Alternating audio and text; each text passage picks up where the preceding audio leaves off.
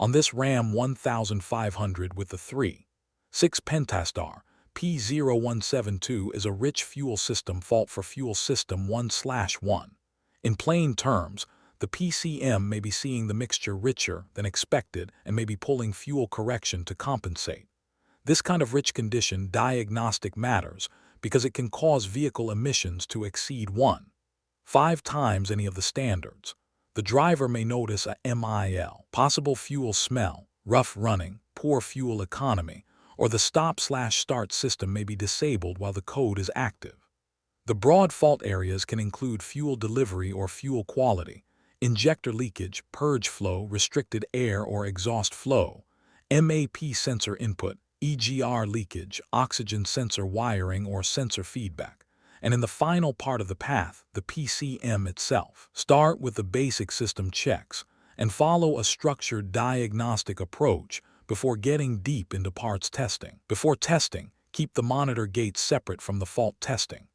This diagnostic runs in closed-loop fuel control with battery voltage above 11.0 volts, barometric pressure greater than 75 kPa, ambient temperature above -7 degrees C, 20 degrees F, fuel level greater than 12%, and the other monitor gates satisfied. The failure logic is based on fuel correction. When the sum of short-term and long-term fuel corrections is less than a calibrated threshold, generally 67%, with 100% being nominal, the fail timer increments. After 30 seconds of fail time, the diagnostic fails. First, use the scan tool to read codes in all ECUs and record the data. Save the scan report and the related recorded data so you know what conditions were present. Then erase the codes, turn the ignition off for a minimum of 10.0 seconds, turn it back on, and operate the vehicle under the same type of conditions that set the code. Read codes again. If P0172 does not return, treat it as an intermittent condition. If it does return, keep going. Next, look at the recorded codes. If any fuel or air handling system codes are active or pending, handle those concerns first. This rich fault can be caused by an oxygen sensor or wiring issue, but this path points you toward mechanical, fuel, or air handling problems before condemning the sensor side. If there are no other active or pending fuel or air handling concerns, continue with the rich code path. Start the engine and check for good exhaust flow at the tailpipe. Also inspect the exhaust system for damage that could create a restriction. If you find a restriction, make the appropriate repair and verify the repair. If exhaust flow checks out, move to MAP sensor operation and perform the MAP operation test. If that test finds a problem, repair it as needed and verify the repair. If not, keep moving down the path. Now check the purge solenoid. Turn the ignition off, disconnect the hoses at the purge solenoid and apply 5.0 in Hg to the engine side of the solenoid with a hand vacuum pump. The solenoid should hold vacuum for a minimum of 15 seconds. If it does hold, reconnect the vacuum hoses and continue. If it does not hold, check the purge solenoid and PCM connector terminal contact first. If the connector contact is good, replacing the purge solenoid is supported by this path. After that, verify the repair and confirm the code stays gone. Next is the fuel delivery system test. If that test finds a problem, make the appropriate repair and verify the repair. If it does not, the next listed diagnostic area is engine mechanical, but the route into that step is not clearly defined. Do not guess your way through the branch. Pause, recheck the earlier diagnostic path, and make sure the diagnostic decision you are following is valid.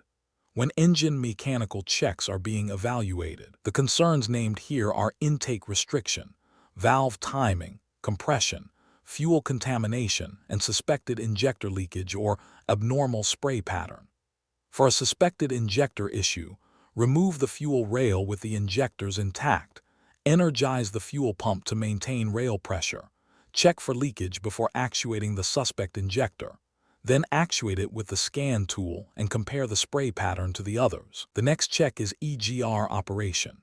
Turn the ignition off and block EGR flow to the engine. Turn the ignition on and monitor short-term adaptive.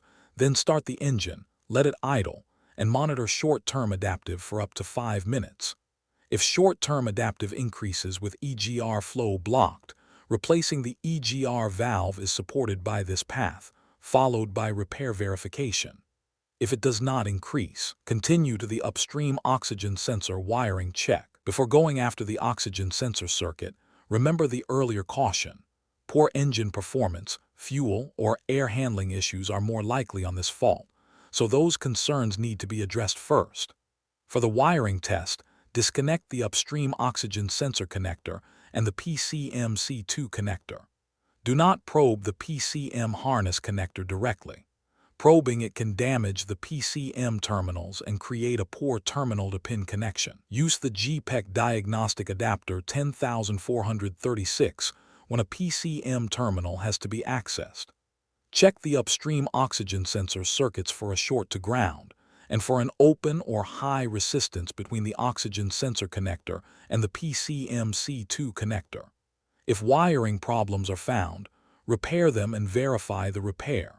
If wiring checks good, continue. At this point in the path, replacing the bank 1 upstream oxygen sensor is supported. Replace the 1/1 upstream oxygen sensor, reconnect the oxygen sensor and PCM connectors, turn the ignition on, erase the codes, and operate the vehicle under the captured conditions or the monitor conditions that set P0172. If the code does not return, the oxygen sensor replacement repaired the fault. If P0172 does return, keep going to connection checks. For the final connection check, disconnect all PCM connectors, any related inline connectors if equipped, and the related component connectors. Inspect connector fit, locks, corrosion, water intrusion, weather seals, bent terminals, overheated or discolored terminals, push-back terminals, spread terminals, and terminal tension. Repair anything you find. Then reconnect the PCM, inline, and component connectors, making sure they are fully seated and the locks are engaged. Erase the codes, test drive or operate the vehicle under the monitor conditions, and read codes again. If P0172 does not return, the wiring or poor connection issue has been repaired. If it does return after this point, replacing and programming the PCM is supported by this diagnostic path. Keep verification separate from category testing. After any repair, run the vehicle back through the conditions that allowed the monitor to run. Then confirm P0172 stays gone and the MIL does not come back for this fault. The takeaway is simple. Do not jump straight to the oxygen sensor on a rich code. Confirm the code, rule out fuel and air handling causes, check purge, exhaust, map, fuel delivery, engine mechanical concerns, EGR influence, and wiring before the final sensor and PCM decisions. For more diagnostic training, visit stepdiagnostics.com.